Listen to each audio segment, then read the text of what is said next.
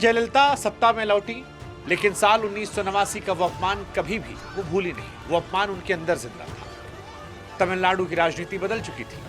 अब ताकत पूरी तरह जयललिता के हाथों में थी। इसके बाद 30 जून साल 2001 की रात चेन्नई का गोपालपुरम इलाका बिल्कुल शांत था। लोग अपने घरों में सो रहे थे, लेकिन कुछ ही मिनटों में पूरा देश टीवी पर एक ऐसा दृश्य देखने वाला था जिसने राजनीति को हिलाकर रख दिया था। रात करीब 1:30 बजे पुलिस की कई गाड़ियां करुणानिधि के घर के बाहर पहुंचती हैं। पुलिस सीधे अंदर घुसती है और देखते ही देखते पूरे घर में अफरा तफरी मच जाती है। यह आरोप था कि चेन्नई में फ्लाईओवर निर्माण में घोटाला हुआ और उसी मामले में करुणानिधि को गिरफ्तार किया जाना था।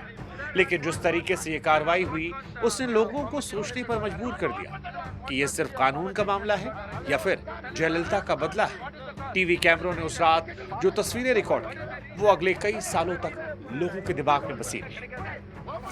77 साल के करुणानिधि को पुलिस लगभग घसीटते हुए घर से बाहर ला रही थी। वो चिल्ला रहे थे, चीख रहे थे, विरोध कर रहे थे, बार बार कह रहे थे कि उनके साथ गलत किया जा रहा है।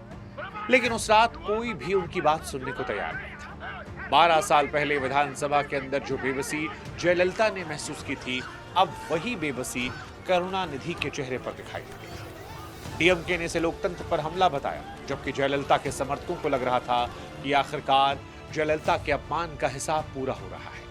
लोगों को अब ये लड़ाई सिर्फ राजनीति की नहीं लग रही थी, बल्कि एक ऐसा निजी युद्ध लगने लगी थी जहां सत्ता बदलते ही बदला शुरू हो जाता था।